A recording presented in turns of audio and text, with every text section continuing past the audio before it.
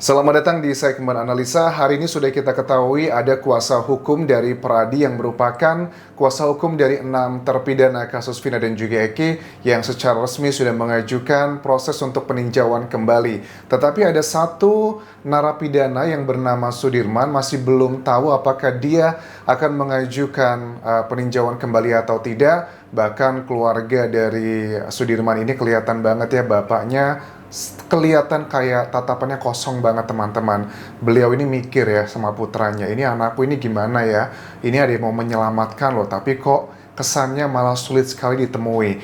Memangnya siapa sih yang kesannya kayak menghalang-halangi dia untuk bertemu? Ya, ada banyak yang bilang ini apakah dugaannya adalah penyidik atau juga jangan-jangan adalah kuasa hukumnya. Aneh bin ajaib, biasanya kuasa hukum dari seorang terpidana itu kan menginginkan kebaikan untuk kliennya. Tapi justru ini kesannya kuasa hukum dari Sudirman, kesannya dia menghalang-halangi untuk dilakukan ya bantuan-bantuan tersebut.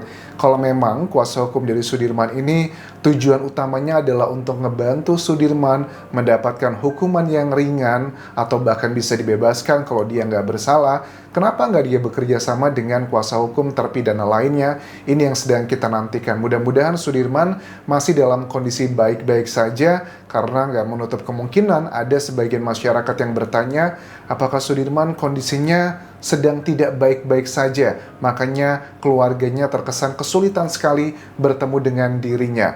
Terus juga ada permintaan maaf dari ayah Aep ya, yang ini meminta maaf kepada keluarga terpidana. Sebenarnya ayah Aep ini kelihatan dari apa yang disampaikan, dia ini kayak sudah ngerasa bahwa putranya itu ada sesuatu hal yang disembunyikan. Permintaannya cuma satu dari ayah Aep ini, bahwa meminta untuk berkumpul bersama keluarganya lagi. Tapi dengan background dari ayah Aep dan juga Aep yang memang sudah sejak lama tidak tinggal bersama, Aep ini termasuk seorang remaja hingga dia dewasa tumbuh banyak di luar rumah setelah ibunya meninggal dunia. Pada saat jenjang SMA atau SMK pun dia tidak lulus dan dia memilih untuk bekerja karena berbagai macam alasan, termasuk juga dengan ekonomi. Ya, kita juga pengen tahu si Aep ini dengan logika pandangan mata yang dari Dede pun sudah membantah keterangannya Aep bahwa sudah ditunjukin nih lokasi warung tempat dia membeli rokok di malam kejadian tersebut. Lihat aja apakah bisa melihat dari jarak pandang dari warung tersebut sampai di SMP itu kan nggak kelihatan sama sekali. Kita boleh mengatakan ya itu kan haknya Aep, panjas keterangan dia memang seperti itu, tapi kita kan diberikan logika sama Tuhan ya. Logikanya aja dia sudah menunjukkan warungnya, kemudian ditunjukkan kok nggak mungkin bisa kelihatan. Mungkin Aep pakai teropong atau pakai kamera canggih, itu adalah possibility-nya, tapi kayaknya itu hal yang sangat mustahil sekali. Nah, kemudian juga terkait dengan inisial AR kemarin ya, yang merupakan anak dari anggota militer yang teman dari Eki ini kan mengatakan beberapa kali di sejumlah media massa bahwa dia itu memang mengetahui Eki membeli obat-obatan terlarang 2 kali di hari kejadian tersebut, hari Sabtu 27 Agustus 2016. Bahkan di pembelian terakhir dia dikasih 2 pil. Nah, sekarang ini banyak masyarakat yang berpikir kenapa HP-nya si Eki almarhum itu tidak diekstraksi. Apakah jangan-jangan kalau nanti HP-nya itu diekstrasi dan ketahuan pesan-pesan yang keluar dan juga masuk, ini akan ngebuka hal yang lebih besar lagi berkaitan dengan komplotan geng narkoboy. Ya, kita nggak bisa menutup mata. Bisa aja Eki saat itu tanya, ada SMS, ini belinya di mana ya? Kita ketemuan di mana ya? Berapa harganya ya? Karena kan juga Eki mengatakan ke inisial AR ini kan juga dia sempat mau pulang, katanya mau minta uang juga sama keluarganya. Nah, ini sudah satu kesatuan yang ngebuat masyarakat curiga apakah ini adalah alasannya. Kenapa HP-nya Eki nggak ada gitu. Bakal ada efek domino kemana-mana.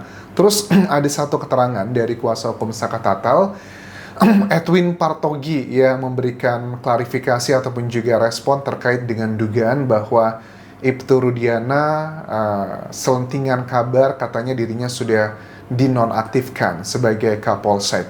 tetapi belum ada keterangan resmi dari penyidik. Kalau kita cross check ya, sebenarnya beberapa bulan lalu dari pihak kepolisian, dari Mabes Polri tepatnya dan juga Irwasum itu sudah melakukan pengecekan dan juga pemeriksaan kepada Ibtu Rudiana.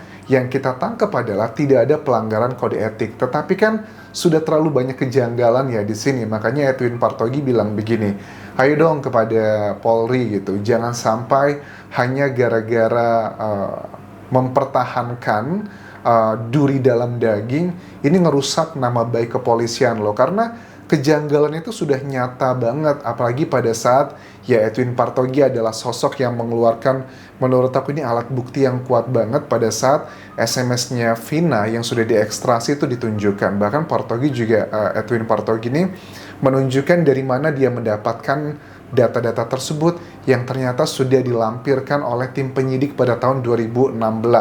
Nah, ayolah Polri segera hentikan drama ini. Sudah banyak kejanggalan yang mengindikasikan Ibtu Rudiana bertindak tidak benar. Masa ia mau korbankan nama Polri? Harusnya sih segera diminta banyak orang, timnya Sakatata untuk segera dinonaktifkan agar bisa langsung diperiksa lebih detail. Pertama, Ibtu Rudiana langsung percaya dengan keterangan Aep yang dia bilang jaraknya kalau di BAP itu kan 150 meter ya. Aep baru mulai meralat katanya antara 50 sampai 100 meter itu di wawancara beberapa waktu terakhir ini. Coba dicek dalam BAP pada saat itu berapakah jaraknya. Kalau aku nggak salah, Aep dan Dede di versi lama dia mengatakan melihat peristiwa Vina Eki dilempari dengan batu dan juga bambu itu jaraknya sekitar 100-an meter atau sekitar 150 meter. Orang jarak 50 meter aja nggak kelihatan dengan jelas, apalagi malam hari dan cuacanya juga habis hujan, mendung dan gerimis. Itu kan cukup unik ya, kok Ibtu Rudiana bisa langsung percaya begitu aja. Karena tahapan pada saat kita mau ngomongin masalah data saintifik, itu tidak boleh mengkhianati common sense, tidak boleh mengkhianati sudut pandang dari panca indera kita. Coba dilihat dari sudut pandang mana, kok bisa Aep melihat dengan sedetail itu. Jadi itu adalah kejanggalan yang pertama yang sangat nyata. Kejanggalan yang kedua seperti Edwin Partogi bilang bahwa HP-nya Eki kemana dong gitu. Ini kenapa cuman ada 5 ekstrasi handphone yang merupakan 4 dari tersangka saat itu dan juga dari Vina. Bahkan dari keempat HP tersebut, salah satu HP-nya tuh isinya cuman kata-kata sayang-sayangan dengan kekasihnya, udah makan belum, mau ngajak ini dan itu, yang mengindikasikan lagi mesra-mesranya. Tapi tidak ditemukan dari pantauan Edwin Partogi ini mengecek semua 4 handphone tersangka tersebut, nggak ada yang mengindikasikan, ayo kita janjian nih ketemu sama kalian di gang ini, kita mau melakukan A, B, C, dan D ke Vina dan juga Eki. Tidak ada data-data tersebut di SMS-nya dengan latar belakang ekonomi mereka yang pas-pasan, cenderungnya menengah ke bawah ya. Kan sepertinya kalau tahun 2016 yang punya BBM itu orang-orang yang mungkin uangnya cukup lah buat beli hal tersebut, karena kan BBM tuh relatively lebih mahal ya zaman dulu ya. Mereka aku yakin lebih banyak menggunakan komunikasi dengan SMS dan itu sudah ada catatannya. Nah, karena seperti kalian juga sudah menduga ya bahwa kenapa tidak ditunjukkan, karena memang bertolak belakang dengan keinginan dari seseorang agar kasus ini menjurus ke bagian yang seperti diputuskan pada 8 tahun lalu.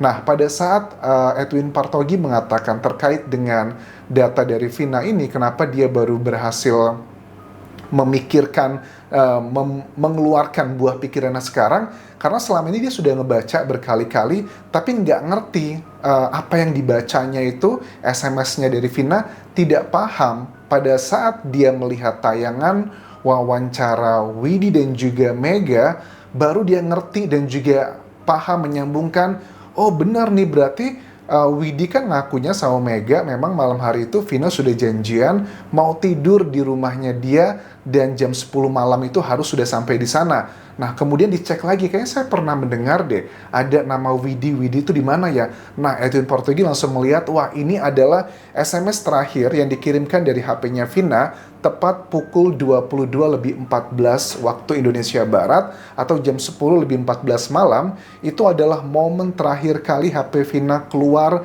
kirimkan SMS ke nomor HP-nya Widi yang intinya adalah ngajak Widi untuk keluar di malam hari itu. Dan gak lama dari situ, ya sudah mulai terjadilah peristiwa tersebut yang kita tidak tahu. Mungkin peristiwa dari SMS terakhirnya Vina kan 22:14. Kemudian dengan penemuan Vina Eki di jalan raya tersebut kurang lebih sekitar menjelang jam 11 malam ataukah setengah 11-an malam, kurang lebih antara 20-30 menit jaraknya. Nah, dari 20-30 menit ini memang masih ada dua kemungkinan. Pertama adalah karena laka lantas, atau yang kedua memang ada unsur pidananya. Tetapi yang sudah dapat dipastikan dengan data yang sangat valid, menurut aku ini sangat berkesesuaian, peristiwa yang ada di depan SMP 4 atau 11 yang mereka katanya dilihat sama Aep, itu sudah terpatahkan loh dengan dua alat bukti yang sangat kuat ini. Ditambah lagi dengan TKP yang katanya Vina dan Eki dibawa ke kebun-kebun di belakang showroom, itu juga sudah terpatahkan di sini. Terlepas apakah ada unsur pidana atau tidak, tapi dari putusan 8 tahun lalu, itu jelas sudah banyak sekali kejanggalan. Jadi harapan kita untuk Mabes Polri dan juga Polri ya secara umum harus segera ditindaklanjuti, jangan sampai hanya karena masalah prosedural, tapi sudah jelas-jelas ada bagian yang sudah nggak cocok dengan logika berpikir kita sebagai manusia yang dianugerahkan sama Tuhan adalah cara berpikir dan juga logika, harus menunggu prosedural baru bisa melakukan tindakan kepada Ibtu Rudiana. Bagi aku, apa yang dilakukan Ibtu Rudiana percaya begitu aja dengan Aep, itu sangat janggal. Dengan latar belakang Rudiana yang anggota polisi, juga sudah sering menangkap para penjahat, masa langsung percaya begitu aja apa yang dikatakan oleh Aep?